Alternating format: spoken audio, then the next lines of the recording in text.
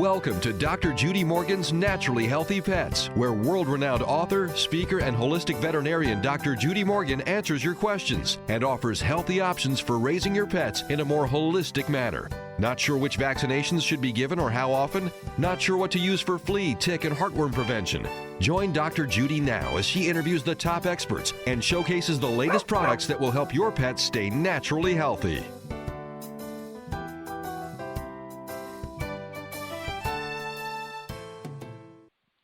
Hello and welcome to Dr. Judy Morgan's Naturally Healthy Pets. I'm Dr. Judy, and you can hear my show every Monday and Tuesday at 7 a.m. and 7 p.m. Eastern by going to dreamvision7radio.com, and every fourth Sunday at 6 p.m. Eastern when we are live at 1510 a.m. WMEX Boston. I'm really excited today to have a good friend with me. Tanya and I made friends with each other, 3 or 4 years ago, maybe 5 years ago, through a Cavalier rescue group. And Tanya Wilhelm has been a professional in the pet community since 1998 and in the blogging world for over a decade. She's been a positive dog training specialist for 2 decades. She's written a number of books that we'll talk about and freelances for several dog-themed blogs and magazines, including Pet Professional Guild, Dogs Naturally, Animal Wellness, and Dogster.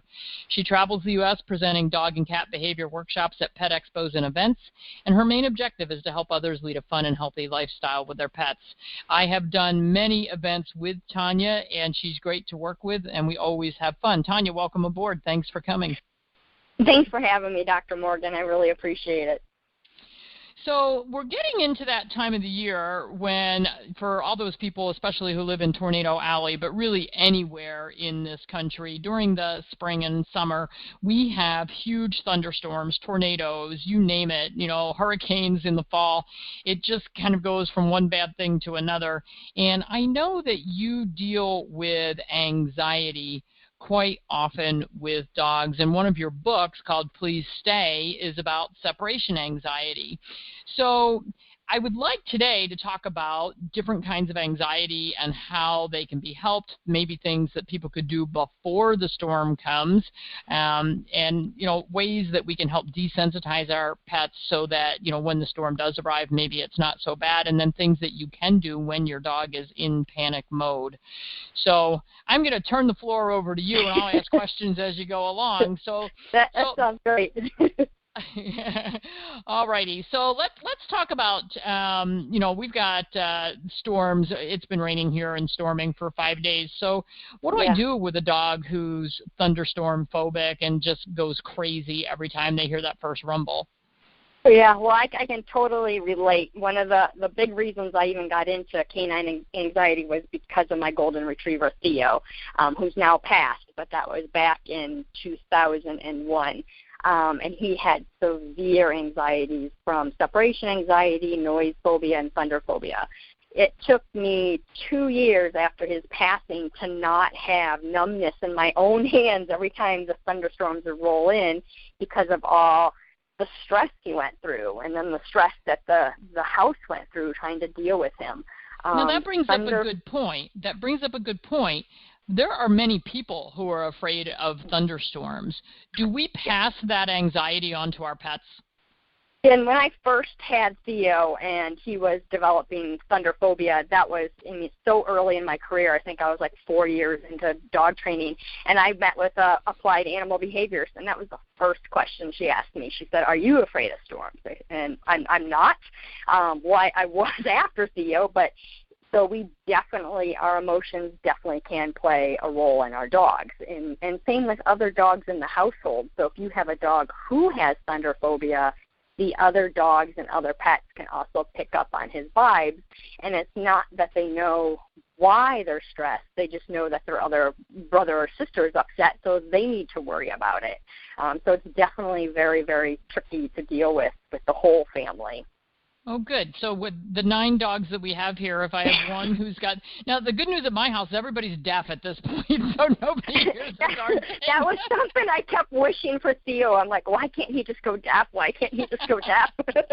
But unfortunately, he had great hearing throughout his whole entire life. But yeah, all the other ones. So, you might, if you have a thunderphobic dog, you have multiple dogs, you might want to kind of break them up. If, in your household, you're lucky because you have Hugh over there. So Hugh might take the thunderphobic dog and be in another room so that the other dogs aren't around it, depending on how severe that is. Or you can just go, what I like to do is we want to condition the dog that those noises and that the barometer pressure and everything doesn't elicit fear, but it elicits something good. So the prediction of a storm means they're going to get their thunder treat, or they're going to get to play ball or frisbee. So if it was Miss Shayna, you might bring out her frisbee during the thunderstorm so that she can go, oh, wow, storms equal, frisbee. Oh, my gosh, she'll be wishing for a storm all day. And, right. she used to be one of our thunderphobic dogs, and it never dawned on me to bring out Timmy because I think that Timmy would have been a great distraction for her. Yeah, and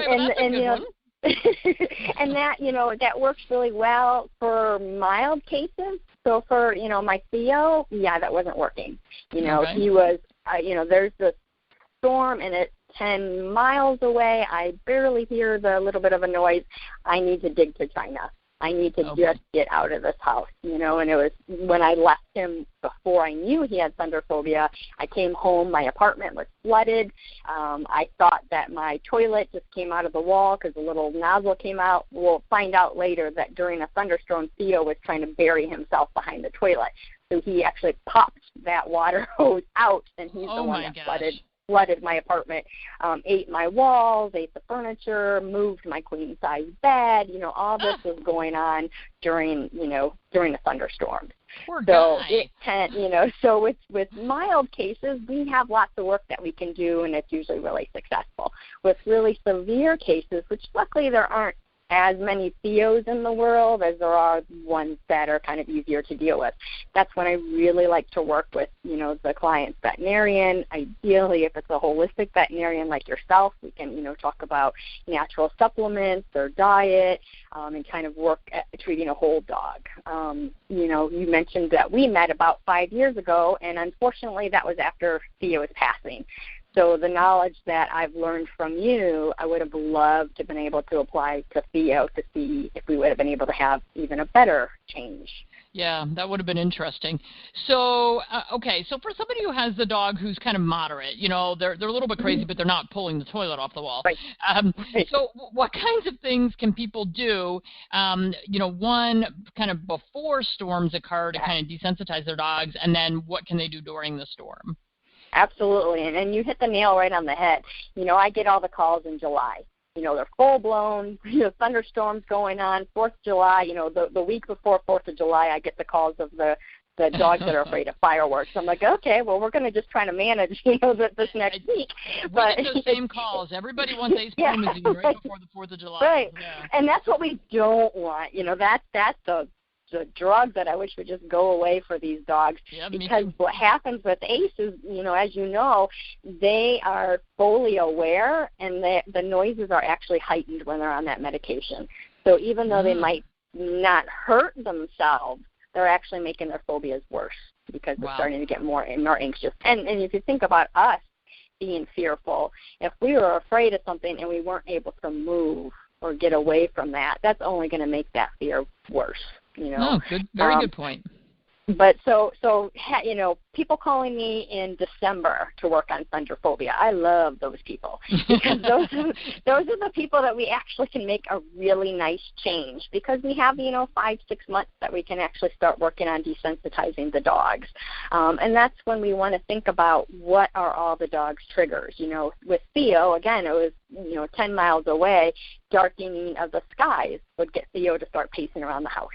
We had other triggers like my computer rebooting that would pace him around the house, because those are things that happen during a storm. The computer accidentally fires off, or the smoke detector goes off, or the light flicker.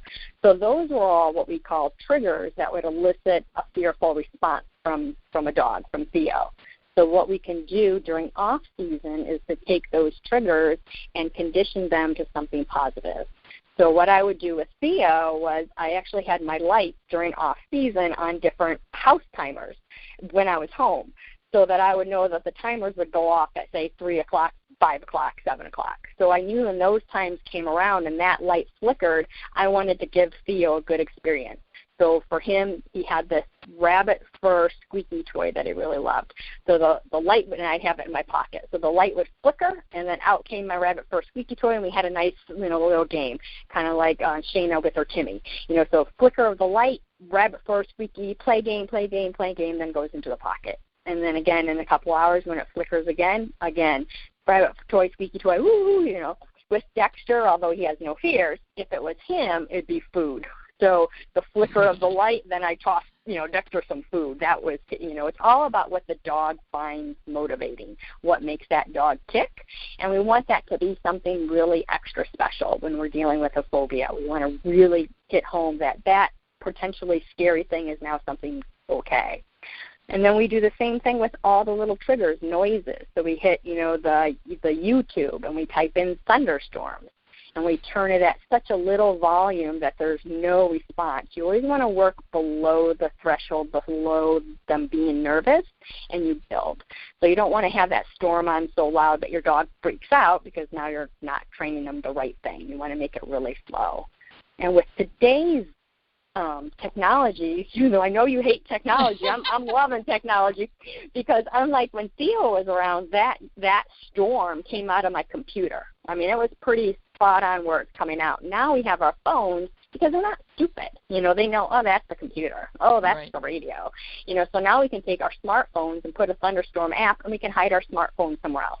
So the noise comes out of a different part of the house and make it a little more real, because, again, they're not stupid, right. To try to make it as real of an environment. You can I think part of it is you don't have those barometric pressure changes, so they're, it's not quite as scary. And so, I mean, we certainly know with the Cavaliers, with the SM and the CM, that the atmospheric pressure changes can make things worse for them. So certainly if you had a dog who had a spinal cord disorder and has a thunderstorm phobia, I think you have a double whammy. Yeah. So I guess I'm really lucky that Dexter doesn't care at all. But yeah, you're absolutely right. And there's things, and then there's, things like the electricity, and the static buildup. We have our golden, Theo is a golden retriever, Cavaliers, and they got those fuzzy feet and they have the staticky shock, which is why the theory is that the dogs always hide towards the bathroom and the tub because it's a grounded part of the house. So they're trying to get rid of the electric shock. Have you had any luck with those thunder capes that are supposed to stop that electrical current? Yeah. So, when I'm working with a client, I try to do what I call add-ons, whatever we can add on to help the dogs, calm down. So I like this, there's actually a product called Thunder Cape. There's the Thunder shirt, and then there's the Thunder Cape, or calming cape. I can't remember now, but I like the one for the one that's lined. It's actually lined with a static guard, so it's not as static. Yeah, so that would be the cape, right?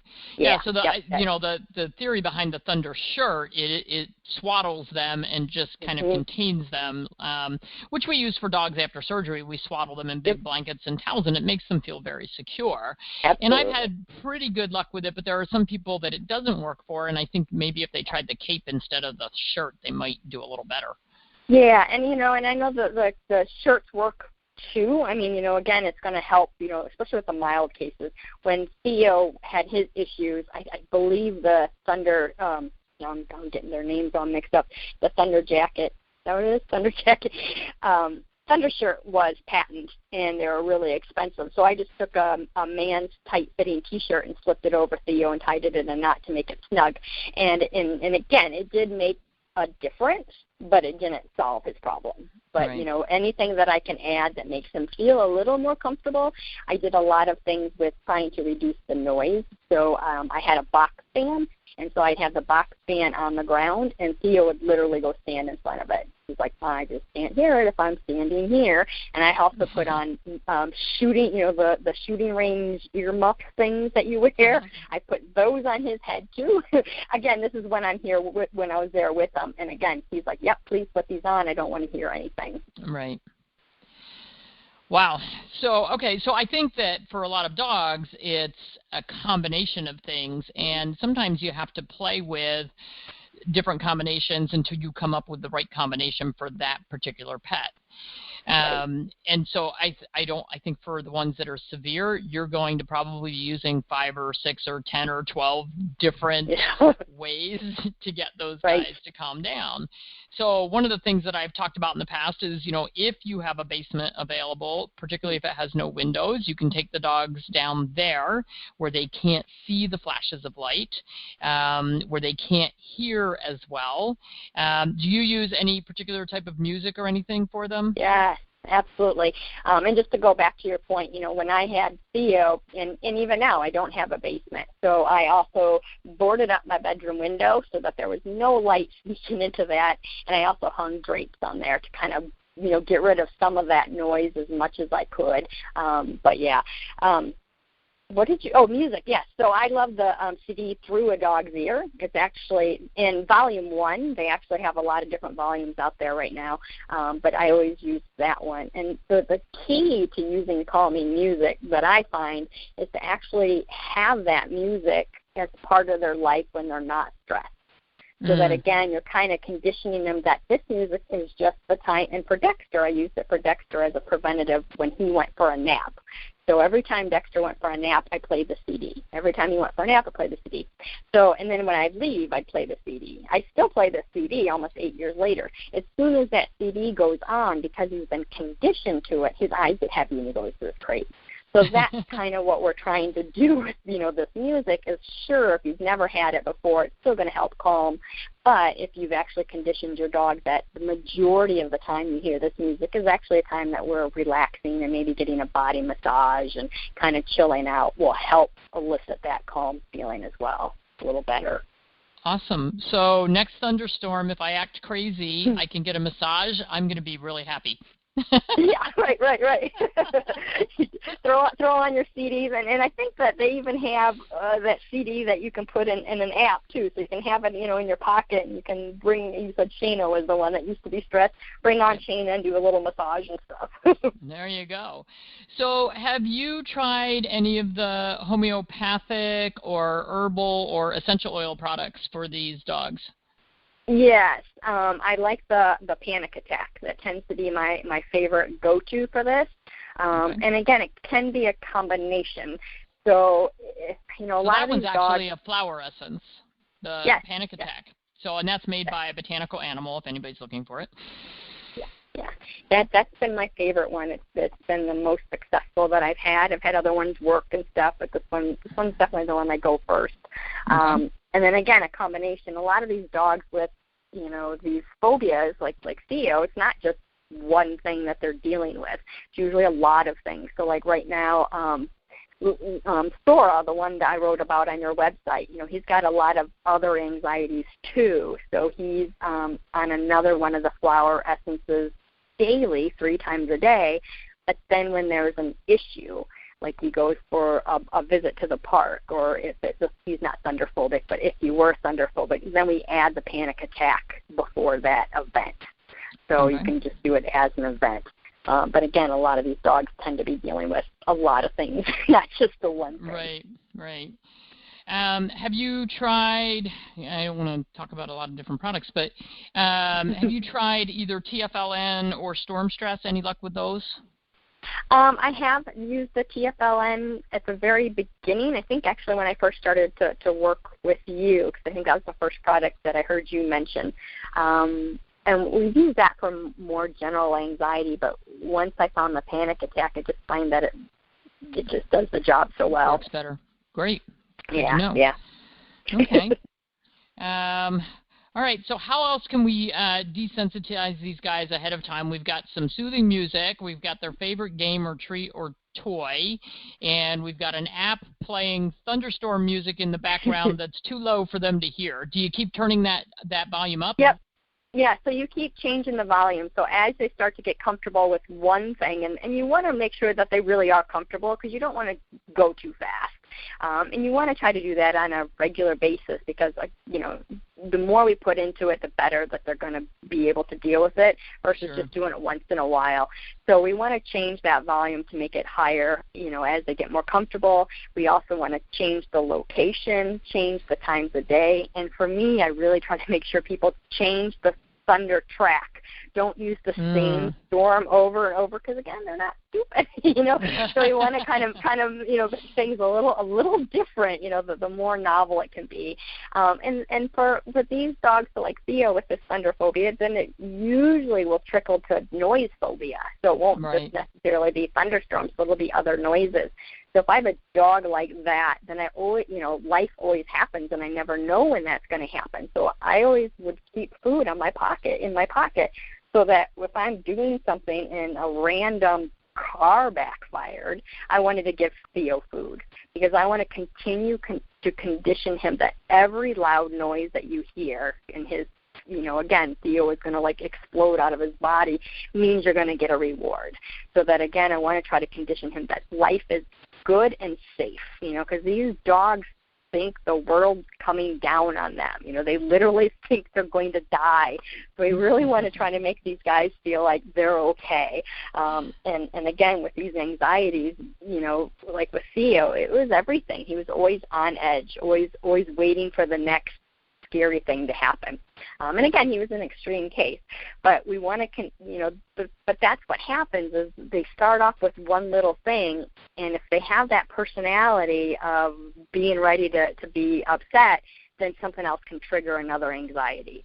So I don't want to wait for something to happen. I just want to go, wow, my dog's thunderphobic, or he's afraid of a noise. That means he's probably going to have issues with X, Y, and Z. So instead of waiting for that to happen, I want to just condition him. I just want to put a buffer under there and say, you know what, I'm not going to wait for you to be afraid of a car backfiring. I'm just going to feed you right now. I want to really get you comfortable with that. And once I really know you're okay with that, then I can stop that. But I really want to make sure that you're going to be okay with that. And that's what I recommend for puppies. Why I wrote proactive puppy care, because I didn't want a bunch of Theos running, and I love Theo, but I didn't want a bunch of Theos running around in the world afraid of everything. So instead of waiting for the dog to be afraid of those things, let's just condition the dog that those things are safe. No worries, nothing to worry about. Once we have that and the dog's really secure, then I can not worry about it. Great tips, really great tips. So we're going to go to break, and we'll be back in just a few minutes, and we're going to ask Tanya some more questions with some more great tips for our dogs. We're going to talk about how you might change the diet for your pet to change their personality and their phobias a little bit. Stay tuned. We'll be right back.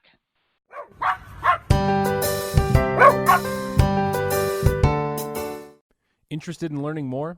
Visit Dr. Morgan's website at www.drjudymorgan.com, where you'll find detailed information about her blogs, a schedule of her upcoming speaking engagements, free information about integrative and holistic medicine, as well as an interactive forum where anyone can ask Dr. Morgan a question completely for free.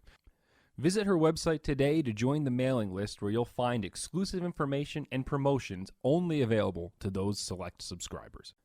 Dr. Morgan is an accomplished author, having published several books about veterinary medicine and home cooking for your pets. You can find From Needles to Natural, detailing her journey from practicing traditional medicine to understanding the healing power of holistic practices today on Amazon Prime, as well as What's for Dinner Dexter and Canine Kitchen Capers, which are two great recipe books that you'll find both delicious and entertaining. Love Never Dies is now on the Dream Vision 7 radio network every Wednesday and Thursday at 1 p.m. and 1 a.m. Eastern Time. Dr. Jamie Turndorf, also known as Dr. Love, is the #1 international best-selling author of Love Never Dies, How to Reconnect and Make Peace with the Deceased. If you're grieving the loss of a loved one, tune in and find out how to reconnect and heal any unfinished business using Dr. Turndorf's groundbreaking new Dialoguing with the Departed technique. Visit AskDrLove.com to find out more. Tune in to world-renowned author, speaker, and holistic veterinarian Dr. Judy Morgan, and now radio host of Dr. Judy Morgan's Naturally Healthy Pets on syndicated Dream Vision 7 radio network every Monday and Tuesday, 7 a.m. and 7 p.m. Eastern Time. Not sure which vaccinations should be given or how often? Not sure which food is best for your individual pet? Find out the answers to your questions in this weekly show where Dr. Judy interviews top experts and showcases the latest products that will help your pets stay naturally healthy. Does your dog have bad breath? Tired of spending money on expensive dental procedures? Try out Dr. Morgan's Dental Drops today and save money while maintaining your pet's oral health. With New Zealand deer antler velvet as the primary ingredient, Dr. Morgan's Dental Drops are effective for treating stomatitis, gingivitis, and ulcers. You can purchase Dr. Morgan's Dental Drops directly from Amazon Prime or from her website, www.drjudymorgan.com. Dr. Morgan's Wellness Formula for dogs and cats provides multiple health benefits in one product. Made with all natural ingredients sourced from New Zealand, this supplement can be used routinely to maintain overall physical and mental well-being. This product is particularly beneficial for the maintenance of joint health, nerve and brain function, skin and coat health, immune function, gut health, and liver health. Find Dr. Morgan's Wellness Supplement today on Amazon Prime or at her website, drjudymorgan.com. This is Dream Vision 7 Radio Network, uniting mankind with universal love. Our shows are created from the heart, bringing each listener to a place of divine enlightenment. Breathe, relax, and enjoy. Let life flow.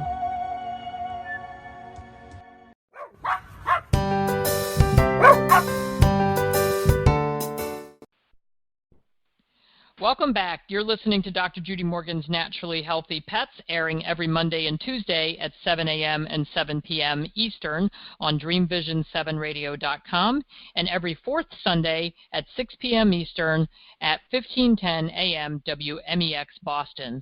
So today I'm talking with my good friend Tanya Wilhelm about thunderstorm and other anxieties in our pets and phobias that they have, and ways that we can desensitize them and hopefully get them to be less reactive. So one of the things that I was surprised to learn when I started studying traditional Chinese veterinary medicine was how important food can be in helping settle some behaviors in our pets that we're not so happy with, including anxiety. So Tanya, I'm going to ask you, because I know you've been dabbling with this and playing with it a lot.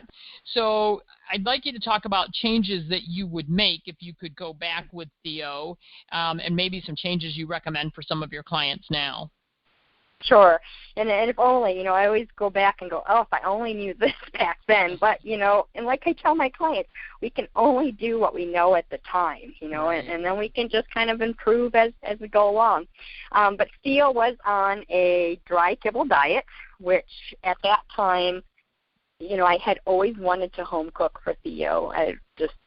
Real food's obviously going to be better than processed food, but I just didn't know how. And I didn't, back then, almost 20 years ago, I didn't know how to reach and define that. So he was on a dry kibble diet, and I definitely would have home cooked for him or given him a raw diet, whatever he possibly would have been able to tolerate. With Theo's behavior, we think about that behavior as like a panic behavior and kind of hot, and he'd run and dig and dig and dig. So that's hot. So foods, as you know, obviously all have an energetic to it. So I would have looked at a cooling diet for him to kind of help put out that fire that he had. So maybe something cooling like duck or rabbit or fish. He was on a fish, and so he switched. I did know at that time to change his food, so he did go back and forth between a fish diet and a lamb diet, and lamb is hot, so that would have been a diet I would have avoided if I would have known that back then. But also, he got more processed treats, so I didn't know anything about reading the labels and to understand exactly what was in there. So I'm going to guess that some of those treats, if I can kind of picture them in my head, probably some of the worst ones that I would say, and even had sugar in there. So again, adding that sugar to that diet as well. And he was a lumpy, bumpy dog. But I did try to look at natural remedies, but I didn't have any support. I didn't know where to turn to. So I just went to my pet store and, grabbed some natural calming thing, tried it on him, and, it didn't work. So, of course, in my head, it didn't work. Right. So, I would have looked more, I did everything that I could at the time about learning about the, thunder phobia and anxiety, because I had zero knowledge of that at the time, because I was actually training service dogs at the time. So behavior wasn't on my radar. So all of a sudden it was overnight I had this social, well-behaved dog who decided he wanted to go through the wall. So, it was a lot, to try to deal with at the time. Now, but I would have definitely tried to get some more support. Was he phobic as a puppy, or did this develop later on? Just developed later on. So he was probably about a year and a half, which is another thing about being proactive. So do you think there was like a major storm or something happened when you weren't there that just scared, lightning hit real close to the house? Do you think there was some inciting cause? Yeah, I know the storm. So, yeah, it was literally, he was about a year and a half. I lived on a lake in Raleigh, North Carolina. And we, in North Carolina and Raleigh, we had thunder boomers around 5 o'clock every day, in the summer. That heating of the day, boom, out come fireworks. And when I came home to that flooded apartment, that was the thunderstorm. That was a huge, I remember I was pet sitting another client at the time, and I remember it was just pouring. I didn't come home right away because it was raining so hard, and I had to wait for it to kind of lighten up. And then that's when I came home to Theo. So, yeah, I'm guessing, we had, it really was loud on that lake when the thunderstorms came in. So, yeah, so he was, for that year and a half leading up to it, he didn't seem bothered at all about thunderstorms. He wasn't, dealing with that at all. So that's why more, it's so important more proof. Yeah, start as puppies, because you never know when that storm. And it's interesting because one of the people in my office, Megan, brings her dog Cricket, who's much older dog, to the office every time we're going to have a storm, because if she leaves her home by herself, she knows that she will just be a mess. So as long as she brings her to work and she's around people, and we can distract her a little bit, that she's really not bad. I've been at the office with her during storms, and she's fairly chill. But leaving her home alone, she would be totally freaked out. So do you think that, and this is a dog who doesn't normally have separation anxiety, it's only during storms. So do you think that being alone is part of the anxiety with the storms as well? I know some dogs are anxious even when people are home, but do you think being home alone makes it worse? So, yeah. So they've actually, depending on which research you look at, they've decided and come up to the conclusion that about 40 to 60% of dogs that have thunder phobia actually develop separation anxiety.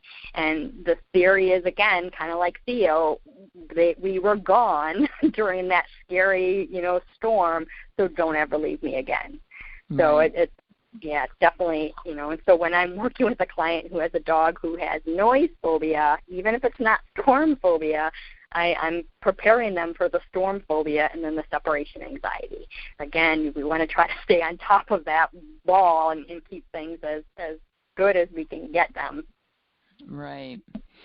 Okay, so we'll go back to the food therapy a little bit. So I think that a lot of my listeners are very well aware of the energetics of food, and if you're not, we've got tons of information about that in our books and on our websites. But so food is going to either energetically warm up the body and get things revved and going, or it's going to cool things down. And so that's what Tanya was talking about with cold versus hot proteins. So lamb, venison, and chicken are very hot, and for a lot of dogs with anxiety, it is what we consider a hot problem, because if you look at these dogs, they're frantic. They're just in motion. They can't calm down. They're pacing. They're panting. They're drooling, and so that's a hot problem. And if we're feeding them a dry kibble, that's the warmest form of pet food as well. Canned would be cooler, home cooked would be cooler, and raw would be the coolest.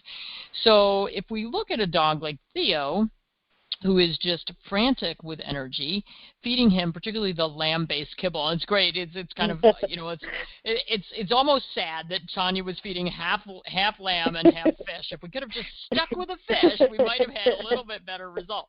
But hindsight is 20/20. And 20 years ago, I don't know that I could have given her that answer. But so the fish, even if you're feeding a dry kibble, fish is still going to be a more cooling protein. Although we have to be a little bit careful. We want to be looking for cold water fish. That farm-raised salmon is sometimes energetically pretty warming as well. But certainly I know that Tanya home cooks for Dexter at this point because she really wants to have more control over the ingredients that go into the diet. And this is where I get to poke fun at Tanya because I've seen her shopping carts.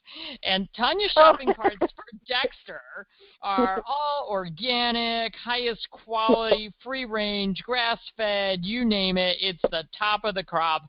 Tanya's grocery store cart has lots of processed, not so good for you.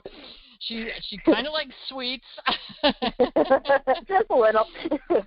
We're trying to train Tanya how to feed herself. If she would just eat the same meals she prepares for Dexter, I think we'd be in good shape. That's my mantra. I keep saying, I need to tell myself, would I feed it to Dexter? And if the answer is no, I need to put it away. You're not the only one with that problem. I find that in many of my clients. They feed their dogs really well, and they do everything I tell them for their dogs, and yet they just don't feed themselves well at all. And then they say, well, I'm spending so much time cooking for the dog, I don't have time to cook for myself. We just need to have 2 stews going. Exactly. That's crock pots. I love them. Crock pots and meatloafs because I can make a whole bunch at one time. Okay, so I asked you during the break about DAP diffusers or DAP collars. You want to talk about those a little bit? Sure. So DAP is short for dog appeasing pheromone, and what it is a synthetic pheromone that was developed to mimic mother's nursing. So it gives dogs, and they have a variety for the cat variety too, but it gives dogs the comfort, loving type of feel. So again, this is something that I throw into my, it's not going to hurt, let's try it, category. They actually have done a lot of studies with that, with the product as well, so that's always nice. I actually use it in my dog training classes because they've done a study that if that's actually plugged in on the first night of dog training, there's less barking and anxiety during class. So, it's definitely a product that works really well. And over the years, they've come up with different ways. So when I had Theo, it was a new product. So it was a plug-in, and it works by a 10 by 10 room. So I could plug it into, say, his bedroom.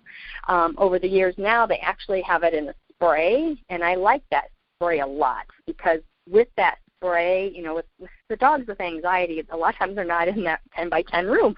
So you can take that spray and you can spray it on their thundershirt, or you can spray it on their, their calming jacket or their collar or their bedding or anything like that, and it can kind of go with them.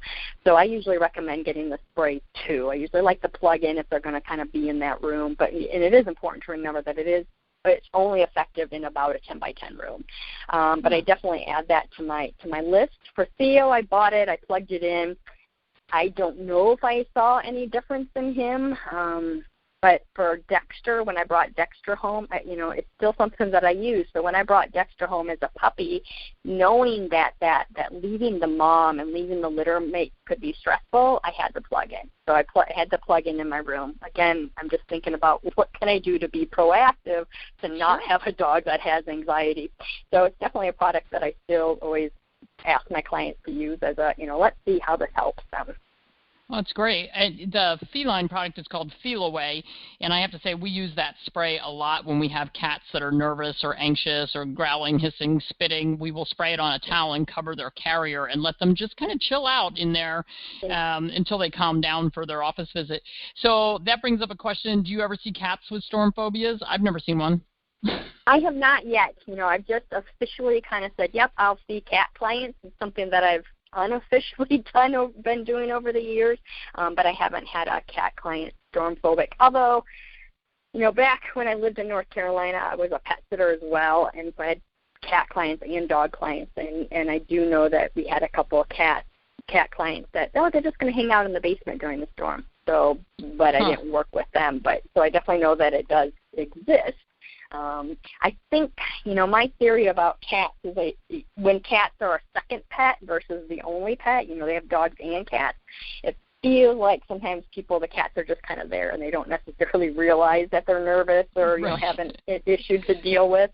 Or the cat's already gone to the basement or under the bed or is hiding somewhere, so you don't even realize that the cat's under there trembling. They've already taken care of the problem. And a lot of times, and I love cats. Again, I have cats, but a lot of times because if they're not, even with dogs, if it doesn't seem like it's a problem or causing distress in the family, it's something that people don't always address, even though we should, because they're still stressed. But if they're not causing a problem, a lot of pet parents don't go to the let's fix it anyway. Yep, I totally agree with that. Okay, we're going to go for another break. We'll be back in just a few minutes with Tanya Wilhelm. This is great stuff. Hang on.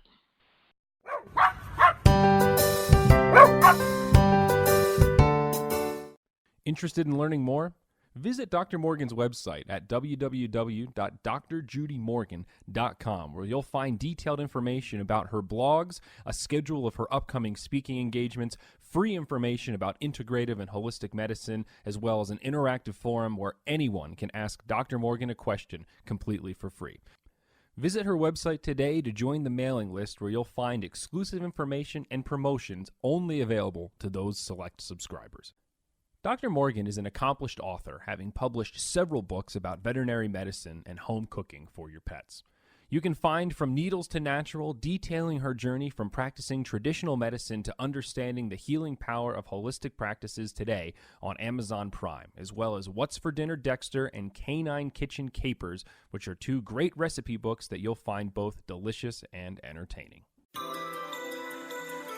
Come explore with us natural and healthy ways to achieve inner peace, happiness, and an ever-present state of well-being on the Mind Health Coach with Leah Marie every Friday at 10 a.m. and 10 p.m. Eastern Time on the Dream Vision 7 radio network. You're already healed. You just haven't realized it yet. When you're ready, you can change your mind and change your life forever. The power of a beautiful life is within you today. Tune into world-renowned author, speaker, and holistic veterinarian Dr. Judy Morgan, and now radio host of Dr. Judy Morgan's Naturally Healthy Pets on syndicated Dream Vision 7 radio network every Monday and Tuesday, 7 a.m. and 7 p.m. Eastern Time. Not sure which vaccinations should be given or how often? Not sure which food is best for your individual pet? Find out the answers to your questions in this weekly show, where Dr. Judy interviews top experts and showcases the latest products that will help your pets stay naturally healthy. Does your dog have bad breath? Tired of spending money on expensive dental procedures? Try out Dr. Morgan's Dental Drops today and save money while maintaining your pet's oral health. With New Zealand deer antler velvet as the primary ingredient, Dr. Morgan's Dental Drops are effective for treating stomatitis, gingivitis, and ulcers. You can purchase Dr. Morgan's Dental Drops directly from Amazon Prime or from her website, www.drjudymorgan.com. Dr. Morgan's Wellness Formula for dogs and cats provides multiple health benefits in one product. Made with all natural ingredients sourced from New Zealand, this supplement can be used routinely to maintain overall physical and mental well-being. This product is particularly beneficial for the maintenance of joint health, nerve and brain function, skin and coat health, immune function, gut health, and liver health. Find Dr. Morgan's Wellness Supplement today on Amazon Prime or at her website, drjudymorgan.com. This is Dream Vision 7 Radio Network, uniting mankind with universal love. Our shows are created from the heart, bringing each listener to a place of divine enlightenment. Breathe, relax, and enjoy. Let life flow.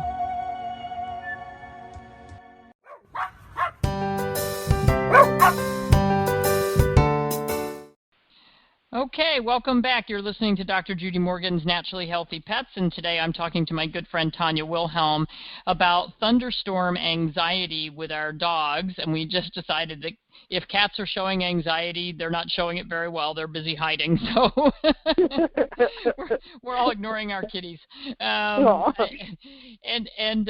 When you have a bunch of dogs, the best you can hope for is if they're deaf, they don't notice the storms are coming. So, I know that anxiety in general is a huge problem for many, many pet owners. And I've already decided that I'm going to have Tanya come back and talk about some other forms of anxiety that we deal with our pets. For instance, traveling in the car for those pets that are drooling, nauseous, it's really just a form of anxiety. And I'm sure that, I have some ideas for that, and I'm sure Tanya does as well. And separation anxiety is absolutely huge. So Tanya has a book on separation anxiety called Please Stay. And she has the Proactive Puppy Care book. In that Proactive Puppy Care, do you talk about the DAP diffusers and desensitizing them for storms and things? Yes, I actually have I don't want to say chapter because I try to make the book pretty easy to read, but I have a portion on both traveling with your dog and preventing thunderphobia and preventing separation anxiety and preventing all other kinds of anxiety.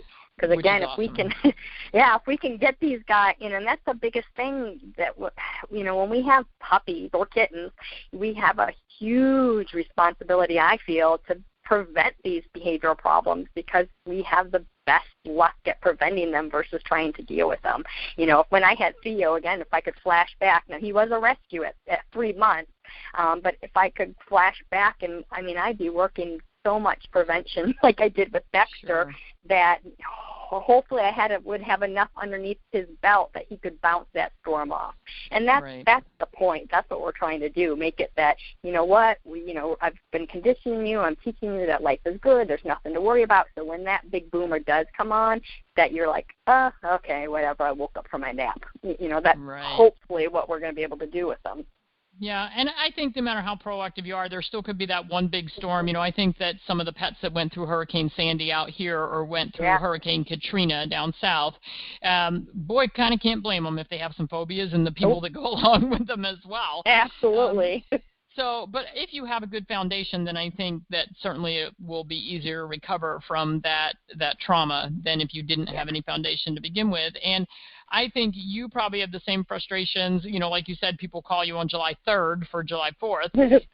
But people wait too long to start working with a trainer or a holistic veterinarian when they have, basically they want to come in with their puppy for basic obedience, and they don't think about all the other things that go into that as far as, being proactive about the anxiety problems. I have so many clients, they get a puppy at the end of the school year because the kids will be home, and then they're home all summer with the puppy, and everybody plays with the puppy, and then everybody goes off to school and back to work in the fall, and the dog's home alone, and it's 6 months old and has no idea what to do with itself. Yep, exactly.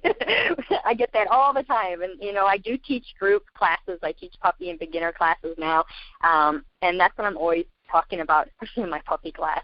And sometimes they're like, oh, can't we just do more sits and downs and stays? I'm like, yeah. And we do those in classes. But, I tell people you're not surrendering your dog because you can't sit. You're surrendering your dog because you can't leave the house. So those are the things that, I tell my clients, if everyone's limited on the time they have. Forget the sit down, stays, work on the preventing stuff for a puppy, because those other behaviors, the sits and downs and stays, they can come anytime in a dog's life. We want to prevent the problems. Yeah, and you know what? Those things, those simple commands are actually pretty easy to teach a dog to do. I can manage to teach a dog to do most of those things, but I've never had to deal with a phobic dog, and I think it would, it's one of those things I would never think about starting it when they're a puppy. Of course, I do all rescue work now, so that's not going to work anyway. Right. But I think that people really, really do need to think about that. So Tanya is located in Toledo, Ohio, and so for many of our listeners, I bet there aren't too many in Toledo, Ohio. Is there a way? We have a few. I do have a few actually. So besides, you've got your books, Proactive Puppy Care and Please Stay, which address address some of these things, but are there any other resources available for people to get more information on this so that if they have a new puppy or they have a dog who's starting to show some phobias, where could they get information? Sure. Well, my website, raisingyourpetsnaturally.com, is also my blog. So I do write articles on the blog. I try to shoot for about 3 new articles a week, and those articles are pretty much everything that has to do with living with dogs and cats, from training and preventing problems to behavioral problems to food and everything like that. I am working this summer on making some pre-recorded webinars for people, and I definitely am going to do a puppy one, a separation anxiety one, and a thunder phobia one. Those are my top 3 that I want to get done so that people can watch a pre-recorded one on just that topic. And I do phone consultations and Skype too. So for those who aren't local, I'd be happy to talk with them on the phone or Skype. And as you know, we travel around to some of the pet expos and talk at some of those as well.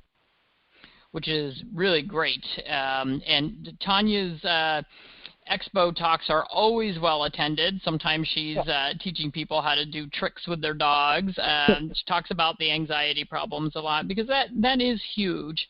And, I think it's something that does cause the surrender of a lot of dogs. And it's pretty hard. You have a dog who you've allowed to get totally out of control. You've got the Theo who rips the house apart, rips the toilet off the wall, chews the wallboard every time there's a storm, and you get frustrated and you say, I can't deal with this anymore. And you drop him off at the shelter and say, I'll let this be somebody else's problem.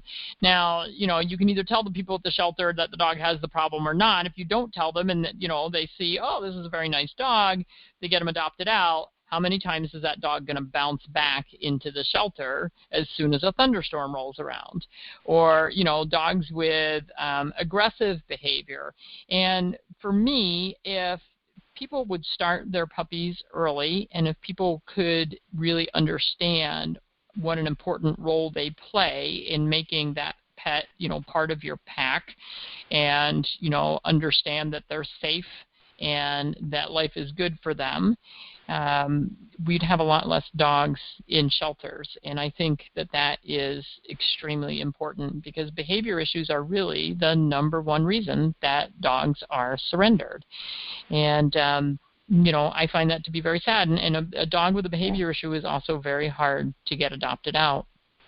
So, we need more Tanyas in the world who are saving these dogs from that life of misery or possibly an early end to their life.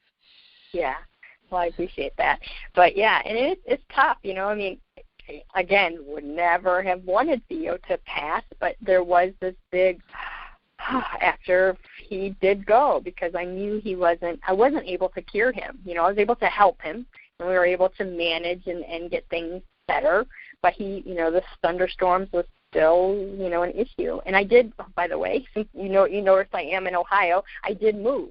So I lived around Theo. So after living in North Carolina for those few years and his thunder phobia just getting worse, I said, you know what? We don't have every night thunder phobia or thunderstorms in Ohio.